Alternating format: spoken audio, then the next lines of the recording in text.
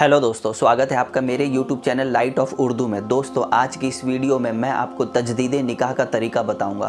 तजदीद निकाह कहते किसे हैं, तो आइए दोस्तों, मैंने आपको समझाने के लिए पहले से ही बोर्ड पर लिख दिया है ताकि वीडियो लंबा ना हो कि तजदीद निकाह का आसान तरीका। ये हमारा टॉपिक भी है और यही सवाल भी है। तो देखिए दोस्तों, तजदीद निकाह, तजदीद का मतलब होता है नया, यानी नया निकाह। तजदीद निकाह, नया निकाह। तो नया निकाह का मुराद क्या होता है? तो देखिए दोस्तों, जवाब है तजदीद निकाह का माना ये है नए महर और नया निकाह, यानी नए महर से नया निकाह। यानी मान के चलिए एक निकाह वो था जब आपने लोगों को इकट्ठा किया, मौलवी साहब को बुलाया, खुतबा पढ़ा गया, 2 गवाह मौजूद थे, एक उस वक़्त का निकाह था। फिर ये नया निकाह कैसे हुआ? तो दोस्तों, इसका आइए बहुत सिंपल सा आंसर है कि मान के चलिए आपने शराब पीकर नशे की हालत में कुछ कुफरिया जुमले कहे, ऐसे जुमले कहे जो आप इस्लाम से खारिज हो गए। फिर जब आप होश में आए तो आपको समझाया गया कि आपने ऐसे ऐसे जुमले कहे थे नशे की हालत में। तब आपने सोचा कि क्यों ना मैं अपने गुनाहों की तौबा करूं। जब आपने गुनाहों की तौबा कर ली तो आपने सोचा कि मैं तजदीद निकाह यानी नया निकाह करूं।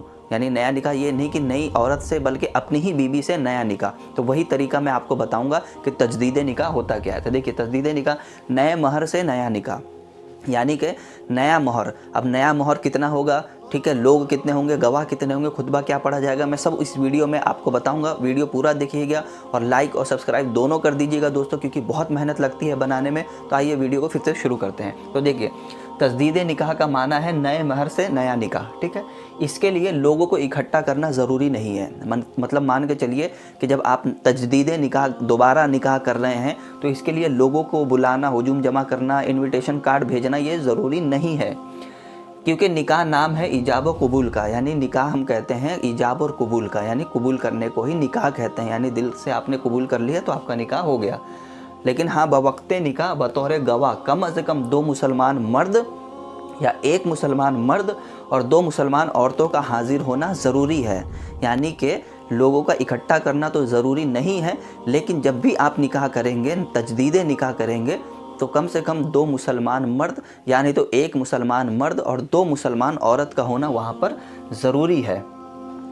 खुतबा निकाह शर्त नहीं बल्कि मुस्तहब है, यानी कि अगर आपको खुतबा याद नहीं है तो निकाह नहीं पढ़े तो भी चलेगा, लेकिन पढ़े तो मुस्तहब है। और पढ़े तो कौन सा पढ़े?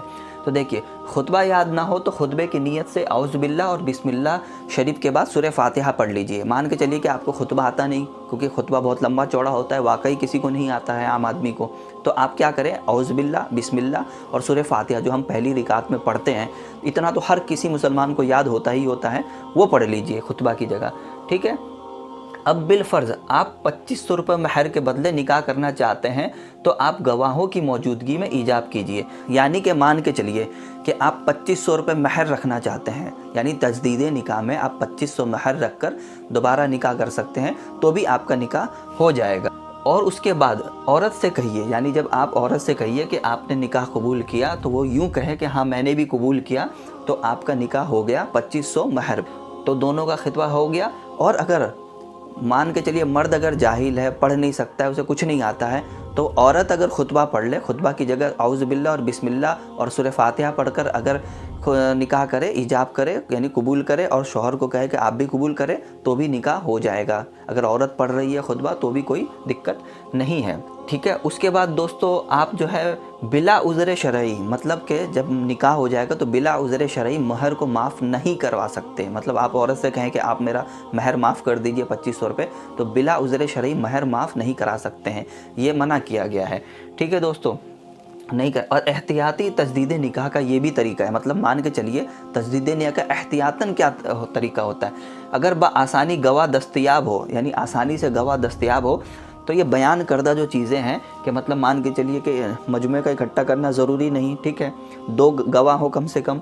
खुतबा की जगह आप जो है औज़ु बिल्लाह बिस्मिल्लाह सूरह फातिहा पढ़ ले, तो पढ़ने के बाद मियाँ बीवी एक कमरे में तौबा करें और तजदीद निकाह कर सकते हैं। मान के चलिए कि गवाह अगर आसानी से मिल जाते हैं तो एक घर में, यानी घर के 4 दीवारी में आप जो है तजदीद निकाह कर सकते हैं। अब निकाह के लिए गवाह कौन चाहिए? तो माँ बाप, भाई बहन, यहाँ तक कि खुद अपनी औलाद जो अक्लमंद हो, आकिल हो और बालिग हो, उनके यहाँ पे भी निकाह हो जाएगा। और तजदीद निकाह में दोस्तों, तजदीद निकाह में बिल्कुल मुफ्त है, यानी तजदीद निकाह बिल्कुल मुफ्त होता है, महर की भी ज़रूरत नहीं पड़ती है।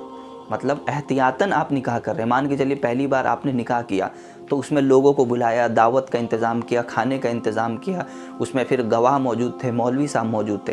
लेकिन आपने तजदीद निकाह किया, यानी बंद कमरे में अपने गुनाहों की माफ़ी करके आपने फिर से एक बार निकाह कर लिया, तो ठीक है, अच्छी बात है। फिर अगर तीसरी बार भी ऐसी नौबत आती है तो देखिए महर की ज़रूरत नहीं है, आप तजदीद निकाह कर सकते हैं, इस्लाम इसकी इजाज़त देता है। आप अच्छे से करिए, तौबा करके करिए, कोई दिक्कत नहीं है। बस ये है कि बशर्त गवाह मौजूद हो, फिर से आप तजदीद निकाह कर लीजिए। तो इस वीडियो में मैंने आपको तजदीद निकाह का तरीका, तजदीद निकाह के शराइत क्या होते हैं दोस्तों, अच्छे से आपको समझ आ गया होगा। तो दोस्तों इस चैनल को लाइक करिए और सब्सक्राइब कर दीजिए और शेयर कर दीजिए।